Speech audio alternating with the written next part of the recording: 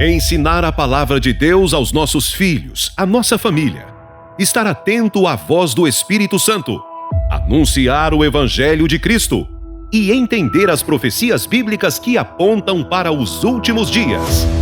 No quarto trimestre, nas lições bíblicas de adultos da CPAD, os ensinos da Palavra de Deus revelarão a justiça divina, a preparação do povo de Deus para os últimos dias no livro de Ezequiel, comentada pelo pastor e escritor Ezequias Soares. Ainda no Antigo Testamento, o profeta Ezequiel alertava sobre condutas diretamente contrárias aos mandamentos de Deus. Práticas que geravam consequências terríveis para o povo e sua relação com o Criador. Ao longo dos séculos, vemos ostensivamente aqueles que ensinam o engano, caminhos que levam à verdadeira destruição. Mas a palavra de Deus orienta sobre a importante responsabilidade de cada um de nós, como Igreja de Cristo, e incentiva em todo o tempo a sermos cheios do Espírito Santo para uma vida de comunhão com Deus.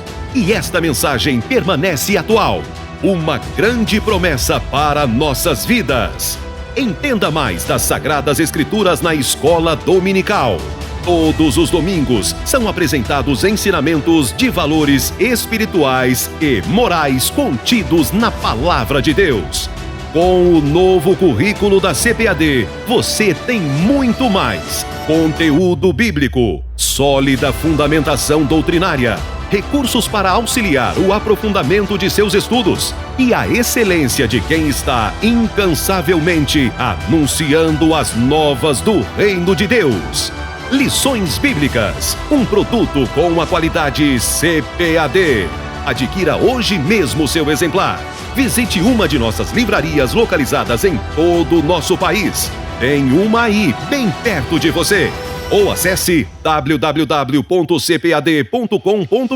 e peça de onde você estiver. E você ainda pode fazer seu pedido por telefone 0800 021 7373. Também disponível nas diversas livrarias evangélicas de todo o Brasil.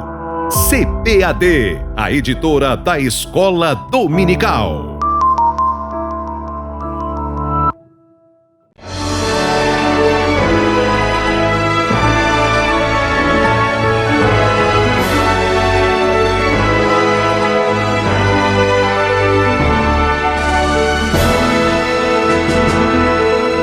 Subsídios.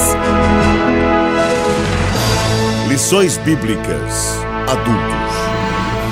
Lição 13. Resistindo às sutilezas de Satanás.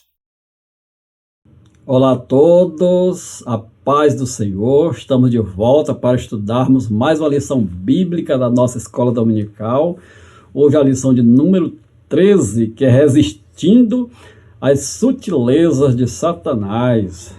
É a última lição e eu quero aqui parabenizar todos que chegaram até aqui comigo ao longo dessas 13 lições desse trimestre. Tá bom, pessoal? Então essa lição, na verdade, é um fechamento. Você observa que nós falamos de vários assuntos aí de natureza apologética, procurando mostrar aquilo que a Escritura ensina e como essas novas sutilezas, né, têm estado em rota de colisão com o cristianismo.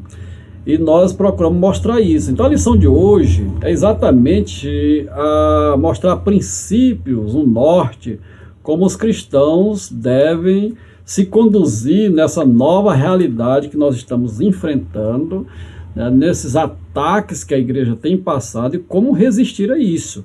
Por isso a lição é importantíssima nesses aspectos, né? Nós temos aí um plano de aula com 4 objetivos que nós vamos seguir, pessoal. Sendo que o nosso texto bíblico em classe está em Tiago 4, de 4 a 10. Você pode conferir aí. E aqui nós vamos ter o desenvolvimento da nossa lição, né? Eu quero dizer que estou muito grato a Deus, aproveitando aqui, por ter me dado essa oportunidade, né, de trabalhar, ajudar aí na edificação do seu reino, ter sido um instrumento, né, que ele escolheu para este momento. Eu não tenho nenhum mérito, né, o que eu tenho foi o Senhor que me deu. Eu sempre escrevo na capa da minha Bíblia, tudo que sou, tudo que tenho, né, devo tudo ao Senhor. Então ao Senhor seja toda a honra, toda a glória, toda a adoração por aquilo que Ele nos deu a graça ou nos permitiu fazer, tá bom, pessoal? Não existe mérito humano nenhum. Tudo que é bom vem do Pai das luzes, diz o apóstolo Tiago. Portanto, queremos com isso dizer que a nossa jornada só tem sentido pela graça de Deus, tá bom, pessoal? Então eu tenho a introdução, mas eu quero já começar a mostrar os pontos dessa lição, que como é que nós vamos resistir essas sutilezas do mal, né? Como é que nós vamos resistir essas sutilezas? Primeiro, pessoal, é um comprometimento com a vida centrada em Cristo. Você observou que ao longo dessas lições bíblicas nós sempre chamamos atenção para esse ponto e mostramos também que as falsas espiritualidades, elas tiram Cristo do centro, né? Qualquer ideologia que tira Cristo do centro, ela é perniciosa e perigosa, porque Cristo é o centro de tudo, né? Cristo, o Salvador. Nós vamos resistir essas sutilezas do mal com um comprometimento com uma vida centrada em Cristo, mas mostrando que Ele é o nosso Salvador. Você lembra que Pedro diz em Atos 4:12, não há salvação em nenhum outro. Olha só, o cristianismo ele é inclusivo quando ele chama as pessoas a si. Jesus disse, vinde a mim, isto é inclusão. Mas por outro lado ele diz, eu sou o caminho, a verdade e a vida, ninguém vem ao Pai a não ser por mim. No original grego, né, nós temos a expressão, ele diz, eu sou o caminho, porque lá nós temos o artigo que determina, eu sou o caminho, não há outro, é isso que quer dizer lá. Eu sou o caminho, não há outra. Eu sou a verdade, não há outra. Nesse aspecto, o cristianismo ele é exclusivista, porque ele chama a pessoa a Cristo, mas é uma centralidade nele, Cristo. Então isso é importante para a gente ver com esse discurso pluralista que está por aí, ecumenista. Isso tem algo que fere a essência do cristianismo e deve ter cuidado. Não estou falando aqui de comunhão de igrejas, falando aqui no sentido evangélico, que professa a mesma fé, a mesma forma, que tem a cruz no centro. Eu estou falando de colocar tudo numa panela só, como muita gente está tentando fazer aí, e Cristo é excluído, é um Cristo mutilado, é uma cruz quebrada, não é aquilo que está na palavra de Deus. Então o cristianismo realmente é isso, é por isso que ele não é desejado, por isso é que ele é repelido, é por isso que ele vai para a periferia, né, por conta dessa exclusividade que ele chama, viu, pessoal? Então a gente precisa pontuar isso aqui, tá bom? Cristo é o Senhor. Se por um lado a igreja não deve esquecer-se de proclamar Cristo como Salvador, por outro, jamais deve esquecer o seu senhorio. Está em Atos 2,36. Ele é o Senhor. Como, pois, recebeste o Senhor Jesus, Cristo, assim andai nele. Colossenses 2:6. Não existe cristianismo verdadeiro sem o reconhecimento desse senhorio. Esse senhorio que vai exigir submissão, que vai exigir, né, renúncia, vai exigir que se siga ele. Ele diz, quem quiser vir após mim, tome a sua cruz e me siga. Isso é senhorio, isso é estar debaixo do senhorio. Não existe cristão verdadeiro sem comprometimento com a cruz, com a renúncia, com esse Cristo Senhor, tá bom, pessoal?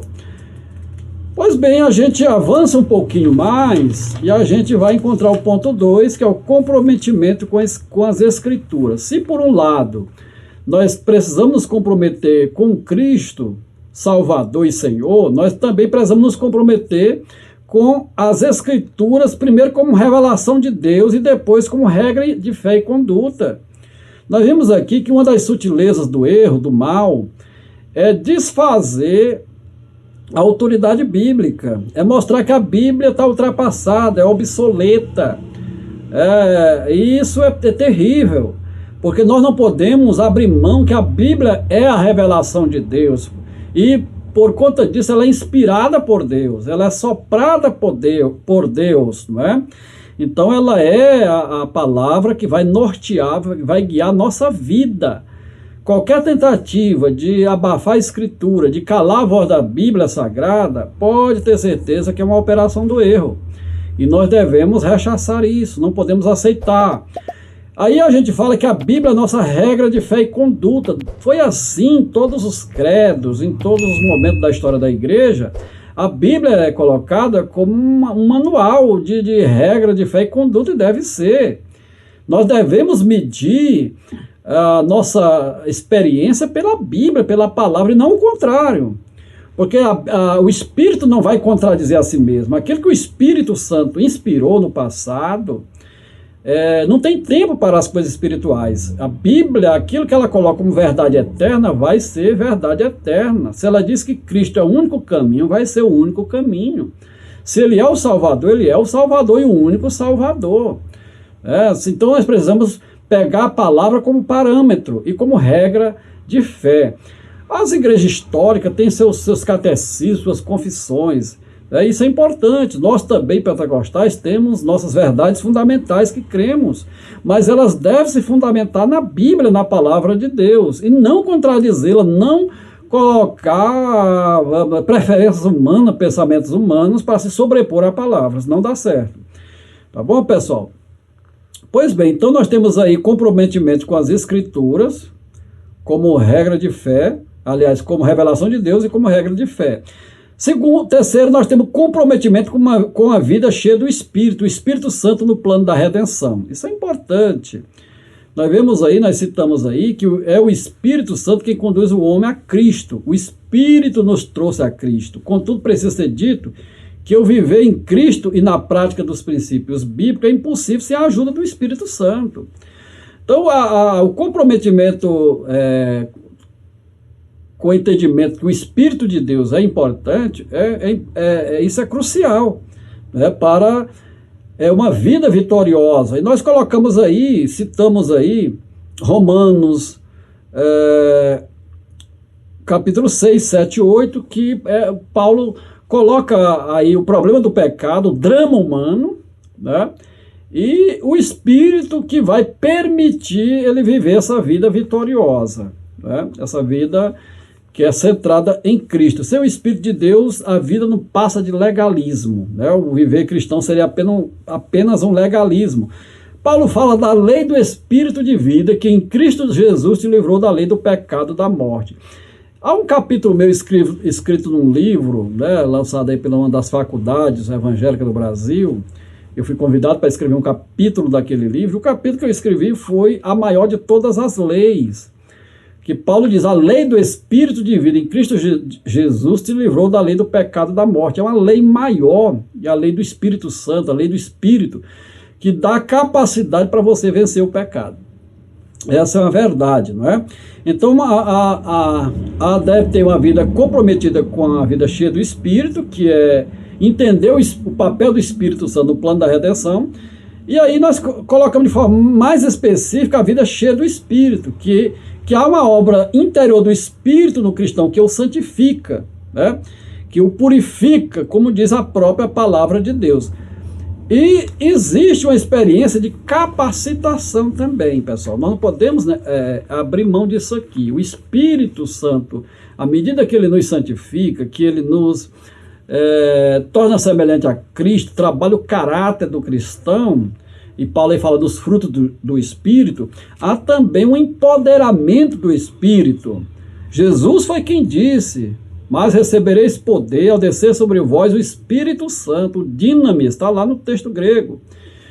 Força, energia, uma capacitação sobrenatural. Sem essa força, sem essa capacitação, sem esse impulso, essa força motriz, nós não conseguiremos fazer a obra de Deus. O cristão precisa se conscientizar disso, por isso buscar o revestimento de poder, o batismo pentecostal, a capacitação do Espírito para fazer a obra de Deus, para que os dons espirituais se manifestem na vida. Essa é a realidade que devemos destacar, tá bom, pessoal? A vida centrada em Cristo leva a você a se encher do Espírito, né? Isso é importante.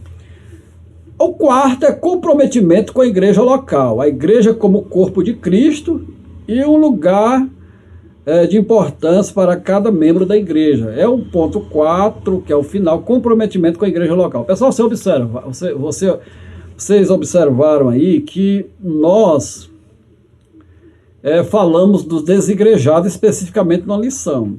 Aqui nós estamos mostrando a importância da igreja local, comprometimento com a igreja local, a igreja como corpo de Cristo. Então, sem esse envolvimento com a igreja local, o cristão está desgarrado. Eu comparo com eu imagino, vejo aqui esses canais que a gente vê, as savanas na África, rebanhos enormes, e a gente vê, às vezes, um daqueles animais que fica desgarrado do rebanho. É uma presa fácil para predadores, para hienas, para leões, leopardos, para animais predadores. O cristão que está desgarrado da igreja, que está fora do corpo local, ele é vulnerável, ele é fraco. Ele não vai conseguir ser igreja sozinho, porque não existe igreja sozinho. A gente precisa destacar isso, a igreja é o corpo de Cristo. Precisamos, fomentar a comunhão, pessoal. Fomentar a comunhão, tá bom? A outra coisa aqui é o lugar e a importância de cada membro. A palavra igreja jamais deve significar templo. Um templo pode ser a estrutura arquitetônica onde a igreja se reúne. A igreja, portanto, não é um prédio feito do aglomerado de concreto, tijolo e areia. Ela é o corpo de Cristo. Isso é importantíssimo para a gente trazer nesse contexto. Muitos de nós, obreiros, caem na tentação de ser um construtor de monumento. É o que está acontecendo em muitos lugares. A maior obra que um obreiro faz, que um pastor faz, um líder, vamos chamar aqui a palavra pastor faz, não é a construção de um templo. O templo deve ser um efeito, o templo deve ser um resultado, não a causa principal. O que vai definir o reino de Deus não é o tamanho da construção que você fez. Você pode até fazer, e Deus seja glorificado nisso. Eu estou numa cidade que eu já fiz vários prédios para acomodar os crentes. Todo mundo sabe disso aqui. Nós fizemos vários prédios, estrutura de escola dominical, e estrutura arquitetônica, prédios bem feitos para a glória de Deus, principalmente nos bairros. Comecei pelos bairros. Cada bairro da minha cidade, os crentes aqui sabem disso, tem uma construção, um templo que nós fizemos, mas isso como consequência de uma igreja edificada. Primeiro nós investimos na igreja, primeiro eu estruturei, pela graça de Deus, na visão que Deus me deu, a igreja, e isso eu trabalhei, eu passei de 15 semanas ensinando um tema só, sobre a vida cheia no Espírito. Eu passei 15 semanas. Para mim, o maior edifício não é o de concreto, o edifício é o espiritual. E nós trabalhamos na edificação da igreja, no treinamento de líderes. Ao longo de 10 anos que nós estamos aqui, na cidade de Água Branca, Piauí, nós edificamos a igreja pela graça do Senhor. E nós temos uma igreja, nós líderes treinados, nós temos uma igreja edificada. Nossa preocupação não foi com concreto, não foi com cimento. Isso veio de uma forma natural para atender uma necessidade do crescimento da igreja e da acomodação dos crentes que precisavam se acomodar. E a igreja ficou sadia em todas as formas, espiritualmente, financeiramente. E isso, pessoal, é reflexo. Para mim, isso é efeito. Isso não é causa. Mas o que está acontecendo, a gente vê, muitos impressionados em fazer catedrais, deixar seu nome na história, como se fosse o imperador romano que fez o Coliseu. Você faz isso, mas está trabalhando na contramão da palavra. O nosso objetivo não é mostrar a suntuosidade dos nossos templos, embora devemos fazer tudo melhor para o Senhor. Mas o objetivo principal é a igreja, é o crente, a comunidade. Ela deve ser assistida, deve ser acompanhada, deve ser edificada, trabalhada e aconchegada para que haja um ambiente de se expressar a espiritualidade, um ambiente bíblico do Novo Testamento. Essa é a grande verdade. Quando eu vejo essa preocupação, essa exibição de mostrar esse lado do concreto, eu vejo que o espírito está indo para a periferia. Nós temos que dizer aqui que eu falei da instituição, do institucionalismo, né? Eu falei do organismo e da organização. Nós temos que ter organização, nós temos que ter o mínimo de organização é necessário, sim, nós temos que ter a estrutura organizacional, isso não podemos fugir disso, mas ela não pode se sobrepor de forma alguma, né, ao organismo, ao corpo místico, aos dons, aos carismas. Quando alguém já disse que os carismas acabam quando começa a instituição. De certa forma, é uma verdade. Quando a pessoa se preocupa muito na instituição, no institucionalismo, o que o pastor está atrás é de cargos numa convenção, é a disputa pelo poder, aí, meu irmão, nós vamos estar na contramão da fé bíblica. Não é isso que Deus colocou como primeiro ponto para um líder, para um pastor. O desejo dele é buscar o reino de Deus, a edificação do corpo. Essas outras questões, de que vamos falar aí, essa questão de governo eclesiástico, isso é uma consequência natural, aconteceu com nossos pioneiros, isso dessa forma, eles viram dessa forma. E eu estou falando baseado, fundamentado na história e na palavra de Deus. Tá bom, pessoal? Quero deixar essa palavra aí para nós, para a gente refletir e valorizarmos a igreja local, valorizarmos a nossa fé bíblica. Que Deus abençoe a todos, fiquem todos na paz do Senhor. Amém. O maior evento de educação cristã do Brasil está de volta. 10º Congresso Nacional de Escola Dominical, de 2 a 5 de novembro em Fortaleza, Ceará. Inscrições pelo site cned.com.br. Uma realização CPAD, a editora da Escola Dominical. Apoio CGADB.